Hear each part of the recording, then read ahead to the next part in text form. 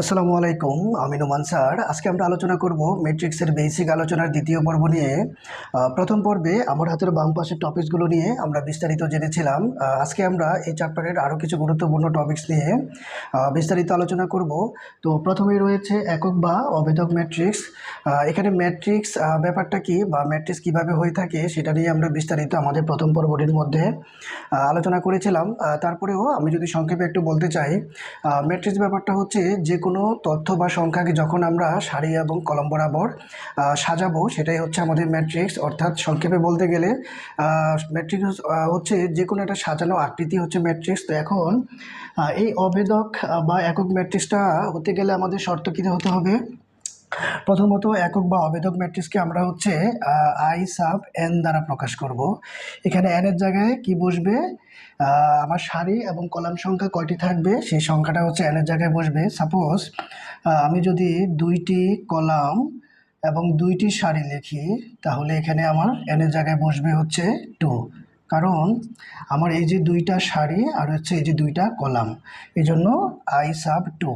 আবার যদি হচ্ছে আমি 3টা সারি এবং 3টা কলাম করতে চাই, তাহলে আমাকে লিখতে হবে আই সাব 3।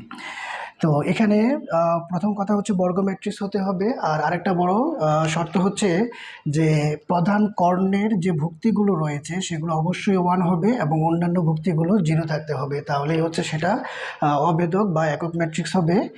আমরা যদি আরেকটা লিখতে চাই যে 1 0 0, তারপরে হচ্ছে 0 1 0 0 0 1, তাহলে এখানে আমরা কি দেখতে পাচ্ছি? এই যে এটা হচ্ছে আমার মুখ্য কর্ণ বা প্রধান কর্ণ। তাহলে এই মুখ্য বা প্রধান কর্ণের প্রত্যেকটা ভুক্তি কিন্তু হচ্ছে আমার 1 এবং অন্যান্য সকল ভুক্তি কিন্তু হচ্ছে 0। তাহলে এটাই হচ্ছে আমার অভেদক বা একক ম্যাট্রিক্স হওয়ার জন্য শর্ত। এটা অবশ্যই মাথায় রাখতে হবে। তাহলে আমরা একক বা অভেদক ম্যাট্রিক্সের সংজ্ঞাটা কি বলতে পারি? যে মুখ্য বা প্রথমত হচ্ছে যে এটি বর্গ ম্যাট্রিক্স হতে হবে। তাহলে যে বর্গ ম্যাট্রিক্সের মুখ্য বা প্রধান কর্ণের ভুক্তিগুলো 1 এবং অন্যান্য ভুক্তিগুলো 0 হবে, তাহলে তাকে একক বা অভেদক ম্যাট্রিক্স বলে। তো এখানে একটা ব্যাপার হচ্ছে, এই যে আমরা কর্ণের কথাটা বলতেছি, এটা হচ্ছে আমাদের মুখ্য কর্ণ বা প্রধান কর্ণ। এটি বাম দিক থেকে উপরের থেকে নিচের দিকে বিস্তৃত হবে। আর এখানে এটা যেটা রয়েছে এটাও কিন্তু হচ্ছে কর্ণ, তবে এটা হচ্ছে আমাদের প্রতিকর্ণ বা গৌণ কর্ণ। এটা হচ্ছে আমাদের ডান দিক থেকে উপর থেকে নিচের দিকে যাবে, ডান দিক থেকে। আর মুখ্য কর্ণটা হচ্ছে আমাদের বাম দিক থেকে উপর থেকে নিচের দিকে বিস্তৃত হবে। আচ্ছা, এই যে কর্ণের যে ব্যাপারটা, এই কর্ণ শব্দটি আমরা মূলত 6-7-এর যে জ্যামিতি রয়েছে সেখান থেকে হচ্ছে আমরা পরিচিত। আমরা জ্যামিতির মধ্যে কি পেয়েছিলাম? যে সাপোজ আমি যদি এখানে একটা চতুর্ভুজ নেই, তাহলে এই চতুর্ভুজের মধ্যে আমরা কর্ণ কয়টা পাবো? কর্ণ পাবো হচ্ছে আমরা এ বি সি ডি, একটা চতুর্ভুজ নিলে আমরা এখানে কর্ণ পাবো হচ্ছে 2টা।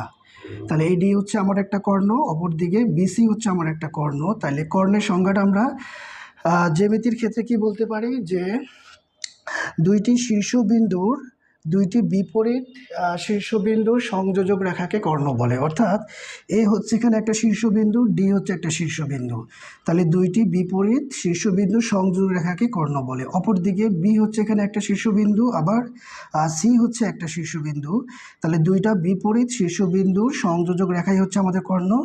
এখন প্রশ্ন হতে পারে আবার এখানে যে শীর্ষবিন্দু ব্যাপারটাকে। শীর্ষবিন্দু ব্যাপারটা হচ্ছে যে দুইটা বাহুর, আমি এখানে একটা বাহু নিলাম, আবার এখানে একটা বাহু নিলাম, তাহলে এই দুইটা বাহু যে সাধারণ বিন্দুটা রয়েছে, তাহলে এটা হচ্ছে একটা শীর্ষবিন্দু, এটা হচ্ছে একটা শীর্ষবিন্দু। সাপোজ আমি যদি একটা ত্রিভুজ আঁকতে চাই, তাহলে ত্রিভুজের ক্ষেত্রে এখানে আমি একটা সাধারণ বিন্দু পেলাম। তারপরে এই বাহুটা যদি আমি এটার সাথে যোগ করে দেই, তাহলে এখানে হচ্ছে আমি আবার 2টা সাধারণ বিন্দু পেয়েছি। তার মানে ত্রিভুজের ক্ষেত্রে আমরা বলতে পারি 3টা হচ্ছে আমার শীর্ষবিন্দু, আর চতুর্ভুজের ক্ষেত্রে আবার শীর্ষবিন্দু হচ্ছে 4টা। তাইলে এখন এই বিপরীত শীর্ষবিন্দুগুলো যদি আমরা যোগ করে দেই জ্যামিতির ক্ষেত্রে, তখন হচ্ছে আমরা কর্ণ পেয়ে যাব। তাহলে এই হচ্ছে আমাদের কর্ণ সম্পর্কে আলোচনা। আর একক বা অবেদক ম্যাট্রিক্সের যে বিস্তারিত ব্যাখ্যা এবং কিভাবে হয়ে থাকে সেই সংজ্ঞাটি আমরা আলোচনা করলাম। যেখানে মাথায় রাখতে হবে যে একটা বর্গ ম্যাট্রিক্সের মুখ্য বা প্রধান কর্ণের ভুক্তিগুলো 1 থাকবে এবং অন্যান্য যে ভুক্তিগুলো এই যেখানে 0 0 0 অন্যান্য ভুক্তিগুলো এগুলো হচ্ছে 0 থাকবে। হ্যাঁ, তাহলে সেই যে বর্গ ম্যাট্রিক্সটা সেটাই হচ্ছে আমাদের একক বা অবেদক ম্যাট্রিক্স। আর এটাকে আই সাব এন দ্বারা প্রকাশ করা হয়। এর জায়গায় আমাদের সারি কলাম যে কয়টি থাকবে সেটি বসবে। যেমন এখানে আমার সারি রয়েছে হচ্ছে 3টি, কলাম রয়েছে 3টি, তার মানে এখানে এনের জায়গায় আমরা 3 বসাবো। তাহলে এই হচ্ছে আমাদের একক বা অবেদক ম্যাট্রিক্সের সম্পর্কে আলোচনা। এবার আমরা শূন্য ম্যাট্রিক্স সম্পর্কে জানবো। শূন্য ম্যাট্রিক্স এটা দ্বারা আমরা বুঝতেছি যে ভুক্তিগুলো সব শূন্য থাকবে, তবে এখানে এটি আয়তাকার বা বর্গ যে কোনো ধরনের ম্যাট্রিক্সে হবে, তবে সবগুলো ভুক্তি আমাদের শূন্য থাকবে। সাপোজ আমরা যদি একটু বোর্ডে লিখতে চাই, আমি এখানে বি একটা ম্যাট্রিক্স নিলাম। আর ম্যাট্রিক্সগুলোকে অবশ্যই ইংরেজি ক্যাপিটাল লেটারের এটা দিয়ে প্রকাশ করতে হবে। এখানে সবগুলো আমার ভুক্তি হবে 0 0, বা যদি আমি আরেকটা নেই তাহলে এই হচ্ছে 0। আর ম্যাট্রিক্সকে এই যে second, third bracket, first bracket এবং ডাবল পরম মান দিয়ে প্রকাশ করা হয়। এগুলো সম্পর্কে আমরা প্রথম পর্বে বিস্তারিত আলোচনা করেছিলাম। তাহলে এই হচ্ছে শূন্য ম্যাট্রিক্স। তাহলে আমরা এটার সংখ্যা কি বলবো, যে ম্যাট্রিক্সের সকল ভুক্তি শূন্য তাকেই শূন্য ম্যাট্রিক্স বলে। এবার হচ্ছে আমরা আসবো বিম্ব ম্যাট্রিক্স বা ট্রান্সপোজ ম্যাট্রিক্স। এটি খুবই ইম্পর্টেন্ট, এটা দিয়ে অনেকগুলো অঙ্ক রয়েছে।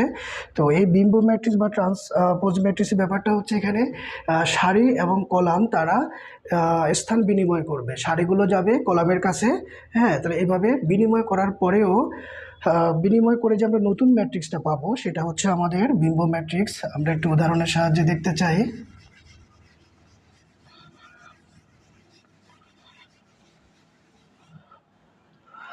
আমি এখানে লিখলাম ডি হচ্ছে একটা ম্যাট্রিক্স। তাহলে ডি ম্যাট্রিক্সের ভুক্তিগুলো আমি নিলাম হচ্ছে এখানে 5 3, তারপর নিলাম এখানে অন্য একটা ডিজিট নেই 6 1, তারপর হচ্ছে 2 4। তাহলে এটাকে যখন আমি ট্রান্সপোজ করব, অর্থাৎ এখানে আমাকে দিতে হবে ডির উপরে একটা টি। তাহলে এটাকে আমরা এখন এই যে আমার সারিগুলো এগুলো এখন আমি কলামে নিয়ে আসব।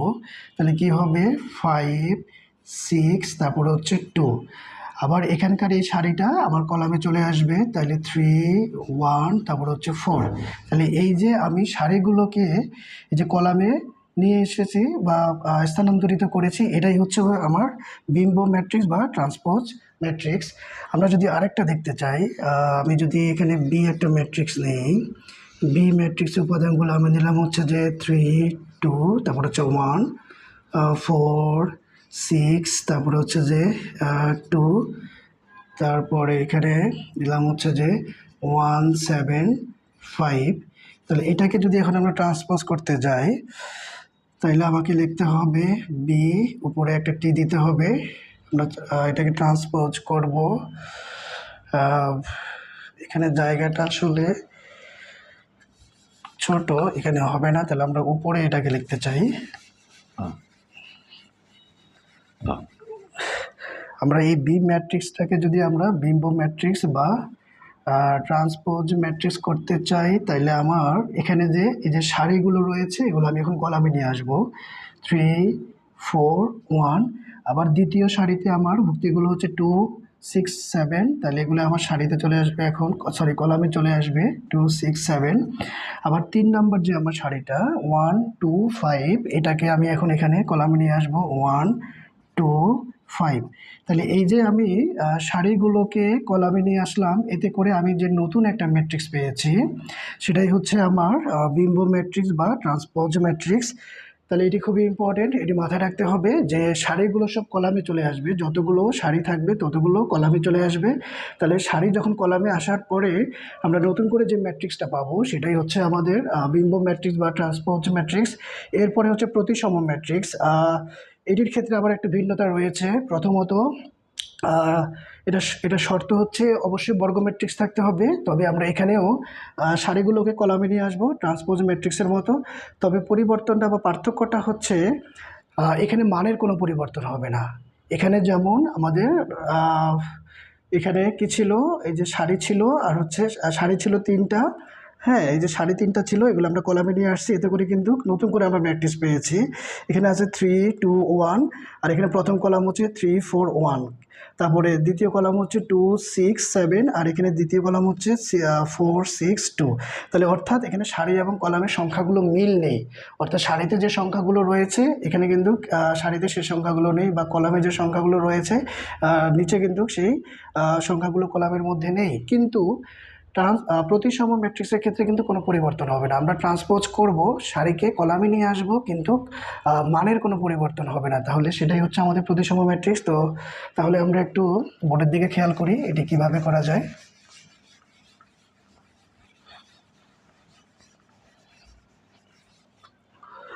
তাহলে আমি যে কোনো একটা ম্যাট্রিক্স ডি নিলাম, এটার ভুক্তিগুলো নিব হচ্ছে, আমি প্রথমত বর্গ ম্যাট্রিক্স হতে হবে এটি। আমি নিলাম 5 3 2 নিলাম, তারপরে আমি এখানে নিব 3 6, তারপর হচ্ছে 5, এখানে নিব আমি 2, তারপরে এখানে আমি নিব হচ্ছে 5, এখানে নিব হচ্ছে 1। তাহলে এই যে আমি বর্গাকারে, অর্থাৎ সারি আমার যতটা রয়েছে কলামও ঠিক ততটাই রয়েছে, এই বর্গ ম্যাট্রিক্সটাকে এখন আমরা যদি ট্রান্সপোজ করি, ট্রান্সপোজ করলে পরে হচ্ছে যে আমরা কোনো পরিবর্তন পাবো না। আমরা একটু খেয়াল করি, এখানে 5 3 2, এই যে প্রথম সারি, এটাকে এখন আমরা প্রথম কলামে নিয়ে আসবো। তাহলে 5 3 2। এখন এই যে আমার দ্বিতীয় যে সারিটা রয়েছে 3 6 5, এটাকে আমি দ্বিতীয় কলামে নিয়ে আসবো। তাহলে 3 6 5।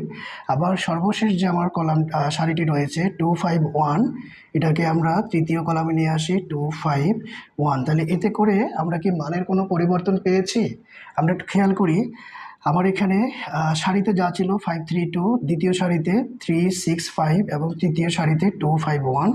আবার এখানে প্রথম কলামে 5 3 2 3 6 5 দ্বিতীয় কলাম, এবং তৃতীয় কলাম হচ্ছে 2 5 1। তাহলে আমরা সারিগুলোকে কলামে স্থানান্তরিত করার ফলেও আমাদের কিন্তু মানের কোনো পরিবর্তন হয়নি। তার মানে আমরা বলতে পারবো যে এটা হচ্ছে একটা প্রতিসম ম্যাট্রিক্স, এখানে মানের কোনো পরিবর্তন হবে না।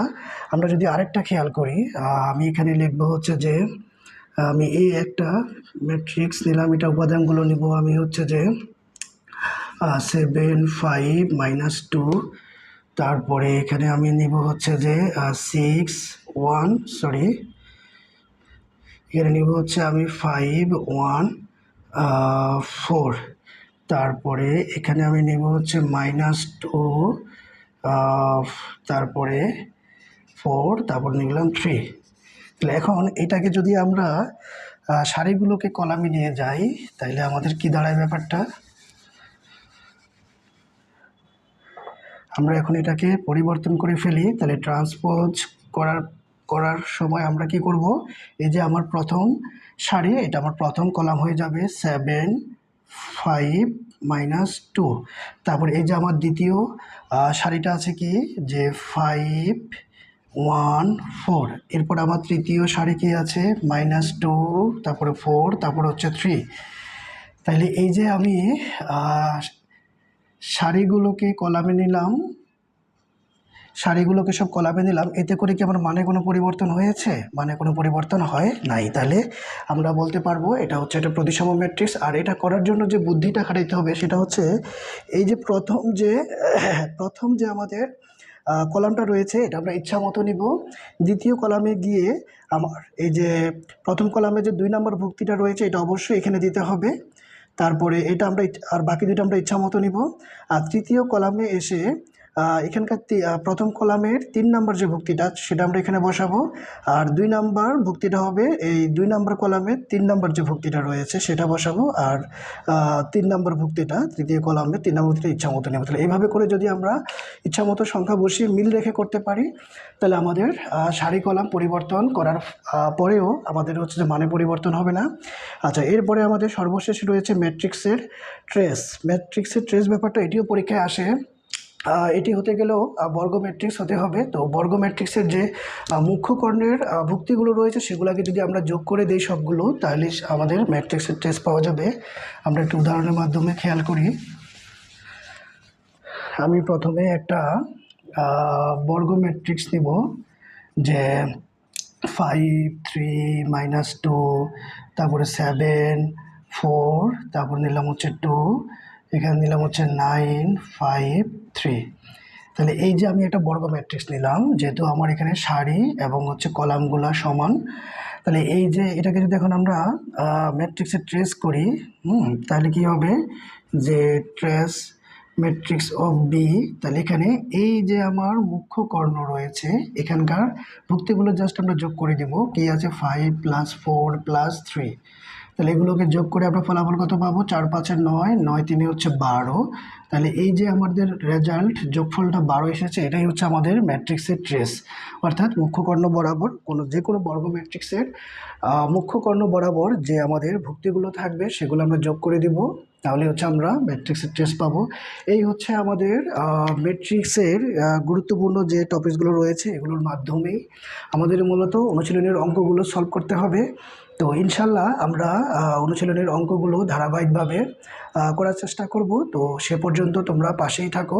সবার সুস্থতা কামনা করছি, সবার জন্য দোয়া ও শুভকামনা রইল। আসসালামু আলাইকুম।